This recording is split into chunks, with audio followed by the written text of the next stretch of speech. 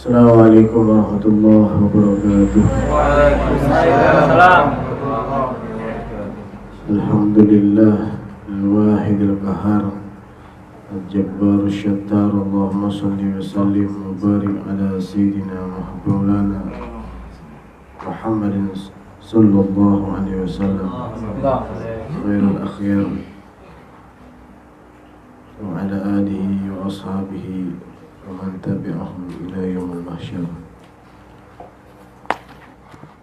Allahumma salli wa sallim ala sayyidina Muhammadin miftahi bab rahmatillah adada ma bi'ilmillah salatan wa salaman daimaini bidawami mulkillah wa ala alihi wa sahbihi wa mawala. Amma ba'd. Alhamdulillah, sungguh tak bosannya lisan dan hati kita bersyukur kepada Allah Subhanahu wa ta'ala atas segala nikmat anugerah yang Allah berikan kepada kita, sehingga dengan nikmat itu kita dapat pergunakan untuk menuju tempat yang insya Allah tempat ini tempat berkumpulnya orang-orang yang baik, dan insya Allah kita kelak dikumpulkan bersama orang-orang yang baik. Dan kita kelak dikumpulkan Allah pula dengan nikmat berjumpa dengan manusia yang terbaik. Amin.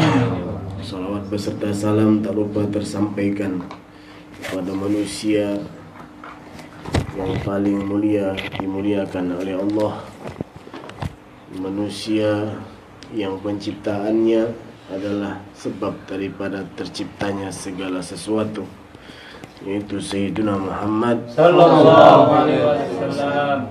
Semoga kita digolongkan oleh orang-orang yang mencintai Sayyidina Muhammad dan kita dicintai oleh Sayyidina Muhammad. Sallallahu alaihi wasallam. Sallu ala Nabi Muhammad.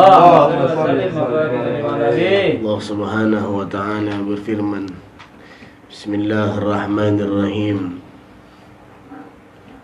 Ya ayyuhalladzina amanu taqullaha wabtaghu ilaihil wasilah wajahidu fi sabilihi la'allakum tuflihun.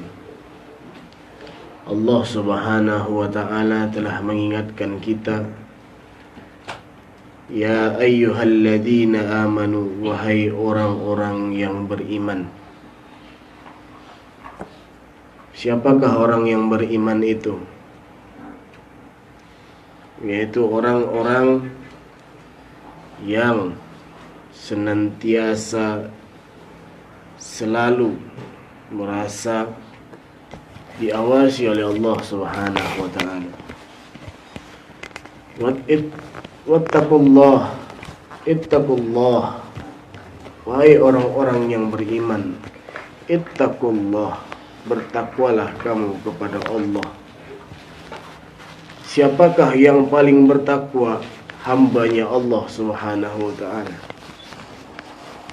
Tidak ada sampai saat ini, detik ini, ada manusia yang mengaku dia yang paling bertakwa di atas dunia ini. Tidak ada.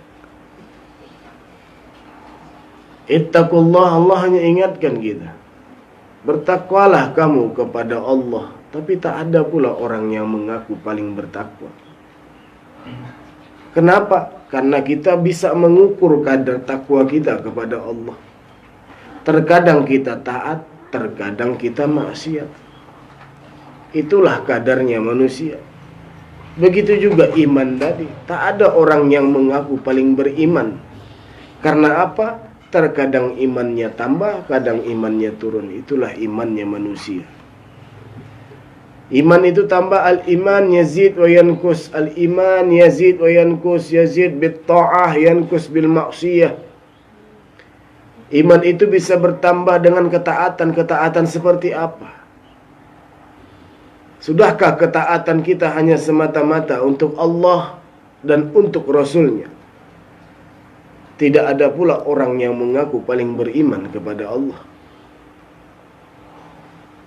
Allah teruskan lagi, wabtagu ilaihil wasilah. Oleh karena kita tak tahu, tak paham, wabtagu ilaihil wasilah, carilah olehmu cara, jalan. Wajahidu fi sabilih, makanya tak boleh ngaku-ngaku. Karena apa? Wajahidu fi sabilih, dan berjihadlah kamu di jalan Allah. Jihad zaman sekarang tak ada jihad namanya angkat senjata. Tapi jihad yang paling besar, tatkala Nabi pulang dari peperangan besar, Nabi bilang kita telah kembali dari perang yang kecil menuju perang yang besar. Apa itu? Jihadun nafs. Makanya kalau ada orang yang mengaku paling beriman, yang mengaku paling bertakwa, yang mengaku paling soleh, berarti dia mengandalkan nafsunya. Allah perintahkan kita wajahidu fisabilih, berjihadlah kamu di jalan Allah. Jihad memerangi hawa nafsumu. Jangan pernah merasa paling suci. Jangan pernah merasa paling pintar. Jangan pernah merasa paling bertakwa. Kenapa tidak ada satupun kita yang tahu ibadah kita, ketaatan kita yang mana diterima oleh Allah Subhanahu wa ta'ala. Oleh karenanya, itulah disuruh kita untuk memerangi hawa nafsu kita. Makanya kalau sudah mampu kita mencari cara kita, jalan kita seperti apa? Jalan kita yang paling mendekati takwa adalah, untuk kita bisa dekat kepada ketakwaan yang sejatinya adalah bagaimana kita mendekati pemimpinnya yang paling bertakwa, Sayyiduna Muhammad. Karena yang paling bertakwa hamba Allah bahkan dapat gelaran Sayyidul Muttaqin. Pemimpinnya orang-orang yang bertakwa adalah Sayyiduna Muhammad sallallahu alaihi wasallam. Nah, ini cara kita. Kita hadir dalam majlis ini mendekati Sayyiduna Muhammad sallallahu alaihi wasallam. Agar apa? Kita dipandang oleh Sayyiduna Muhammad. Kita dipandang oleh wali-walinya Allah yang sudah sampai dengan Allah, yang sudah punya beribu-ribu kelebihan, berjuta-juta keramat mereka punya. Itu yang kita dekati. Agar apa? Kalaupun kita tak termasuk orang yang bertakwa, tapi ketika kita dipandang oleh Rasulullah sallallahu alaihi wasallam, ketika kita dipandang oleh wali-walinya Allah, hati kita sudah, nama kita sudah tertanam di hati mereka, maka insya Allah kita tergolong orang-orang yang bertakwa. Amin. Hadirin jamaah Nurul Syafa'ah yang dimuliakan Allah Subhanahu wa ta'ala, jangan pakai hawa nafsu. Segala sesuatu itu harus dengan Sayyiduna Muhammad sallallahu alaihi wasallam. Jadi untuk tangga cinta dengan Sayyidina Muhammad pun ada tangganya. Ada orang hanya bisa mampu mengucapkan cinta dengan Sayyidina Muhammad. Tolak ukur cintaan dia kepada Sayyidina Muhammad, dia sering melakukan syariat yang kuat. Dia merasa diri paling banyak syariat. Dia merasa diri paling banyak sholat. Dia merasa dirinya paling banyak puasa. Dia merasa orang-orang yang paling dekat dengan Sayyidina Muhammad. Belum tentu. Makanya ketika ada orang bertanya, apa itu tanda-tandanya? Mahabbah itu banyak tingkatannya. Hub itu banyak tingkatannya.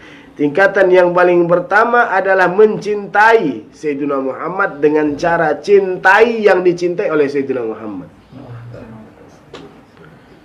Ini cinta secara tulus. Ini saya mau bahas sebentar. Cintai apa yang dicintai oleh Sayyidina Muhammad sallallahu alaihi wasallam. Apa yang paling dicintai Sayyidina Muhammad? Udah otomatis syariatnya. Syariat yang dibawa oleh Sayyidina Muhammad kita cintai. Dan itu menjadi fardu. Salah satunya syariat solat 5 waktu. Solat pun itu perlu ada 2 kriterianya. Solat zahir, batinnya juga solat. Zahir solat, batinnya juga solat. Zahirnya tunduk kepada Allah, batinnya juga harus tunduk kepada Allah. Ada orang zahirnya tunduk Kalau zohir itu ya kita beli botol nih. Kita beli aqua ini, zohirnya botol aqua ini, zohirnya botolnya aqua. Botolnya itu zohir. Airnya batinnya. Nah kita beli, kalau bisa jangan beli zohirnya saja. Apa gunanya? Yang kita butuh itu apa? Airnya. Yang kita butuh airnya. Itulah batinnya. Terus batinnya itu kalau nggak pakai wadah, campak, siapa yang mau beli? Air itu kalau tak ada wadahnya, siapa yang mau beli?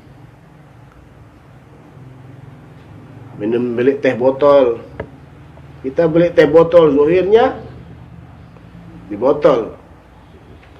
Yang kita pengen dalamnya teh botolnya. Tapi kalau teh botol tanpa wadah, tak ada juga gunanya. Hilang dia. Nah, di antara zohir dan batin, ibadah itu harus zohir dan batin. Setiap apapun yang kita lakukan dalam kehidupan, dalam tingkatan ubudiyah kita, adalah harus dilakukan dengan zahir dan batin. Tapi kalau cuma hanya sekedar zahir, ya kita dapat itunya saja, wadahnya saja. Nah badan ini wadah, hati itu dalamnya itu. Nah, itu perlu diisi juga dengan ibadah ubudiyah kepada Allah. Nah yang cuma bisa sampai kepada itu yaitu Sayyidina Muhammad. Nah, kita kenapa duduk majlis, baca ratib, baca tawasul? Ya ini cara kita usul. Kita bertawasul para anbiya, kita bertawasul kepada Nabi Sayyidina Muhammad sallallahu alaihi wasallam, kita tawasul kepada para keluarganya baginda Nabi Muhammad sallallahu alaihi wasallam. Kita bertawasul kepada para aulia kekasih-kekasihnya Allah. Agar apa? Agar kita usul. Taklah kita bermimpi untuk seperti mereka, susah. Jangan buat jadi seperti Nabi. Untuk mencontoh para aulia saja kita tak mampu. Padahal mudah. Mudah untuk menjadi seorang wali itu mudah, tapi prakteknya susah. Sabar. Jadi bilang pemurah dan tidak pemarah. Itu wali. Jamaah yang dimuliakan oleh Allah Subhanahu wa taala, zahir batin itu butuh. Nah, tangga cinta kita mencintai syariatnya Sayyidina Muhammad sallallahu alaihi wasallam. Kalau benar mencintai syariatnya Sayyidina Muhammad, dua-duanya harus diibadahkan, harus ditundukkan kepada Allah Subhanahu wa taala. Yang paling enak apa mencintai Sayyidina Muhammad? Cintai keluarganya Sayyidina Muhammad sallallahu alaihi wasallam. Benar cintanya.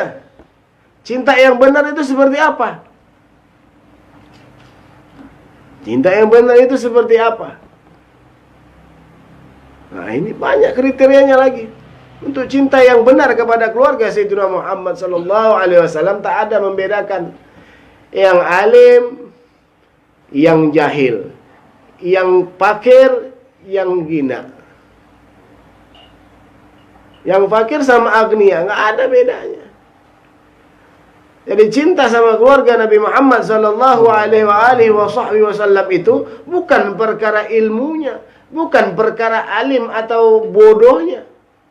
Tetapi mencintai keluarga Sayyidina Muhammad sallallahu alaihi wasallam itu hanya karena ada keutamaan zatiah di dalam tubuh mereka.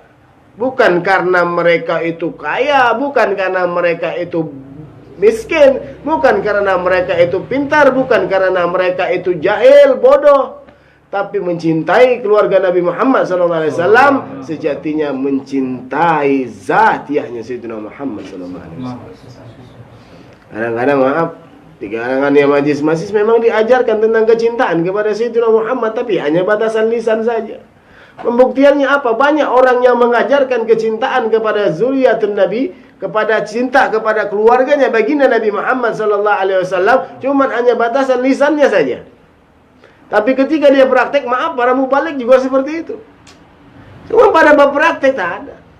Mereka hanya mementingkan kepada orang-orang yang benar alim. Kalau bisa ada yang agnia, yang kaya. Jamaah yang dimuliakan oleh Allah Subhanahu wa taala, makanya tentang bab cinta ini, bab mahabbah ini, Nggak perlu kita nggak usah bahas bab yang lain, kita bahas bab mahabbah saja. Tujuan kita di atas dunia ini untuk benar-benar selamat dunia wal akhirah. Tujuan kita diciptakan Allah ibadah. Sejatinya ibadah ya tadi sudah saya terangkan. Ibadah itu sejatinya zahir wal batin.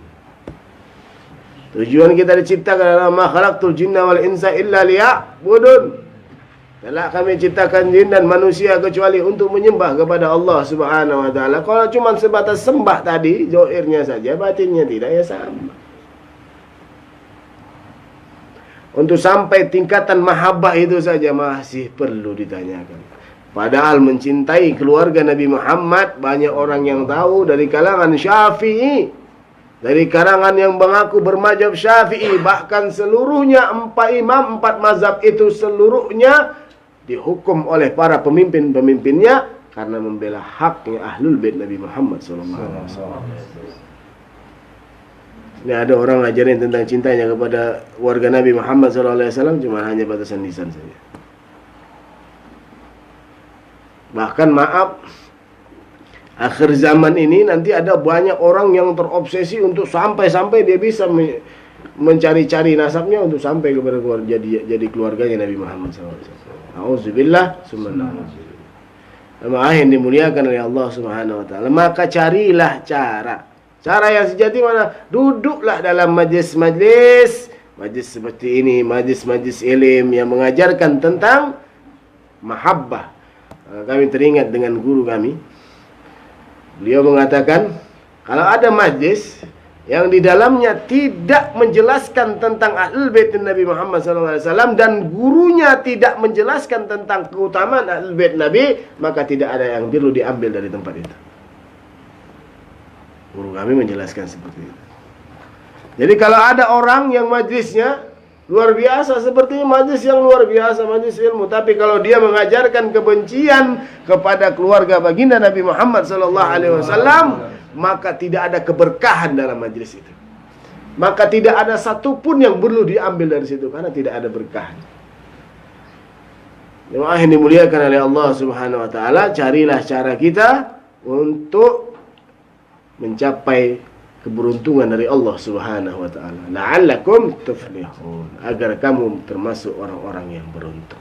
Kita ini pengen beruntung di hadapannya Allah, bukan di hadapannya manusia. Kalau beruntung di hadapan manusia, ya sudah, jadi berbalik saja kelas-kelasan tinggi. Belajar lagi ilmu, belajar lagi retorika, belajar menyampaikan sesuatu, bisa kita dipuji oleh manusia. Keberuntungannya dielu-elukan oleh manusia. Dielu-elukan oleh manusia, ya sudah. Itu yang kita dapatkan. Kalau kita mengambil keberuntungan di pandangan manusia. Tapi kalau kita ingin mendapatkan keuntungan dari Allah Subhanahu wa taala, untuk mendapatkan keridhaan dari Allah Subhanahu wa taala, carilah caranya. Caranya adalah menyambungkan diri kita, menyambungkan hati kita kepada orang-orang saleh, kepada para anbiya, para keluarganya baginda Nabi Muhammad sallallahu alaihi wasallam, dan insyaallah kita bersambung dengan Sayyidina Muhammad sallallahu alaihi wasallam. Wallahu a'lam wal afwa minkum. Assalamualaikum warahmatullahi wabarakatuh.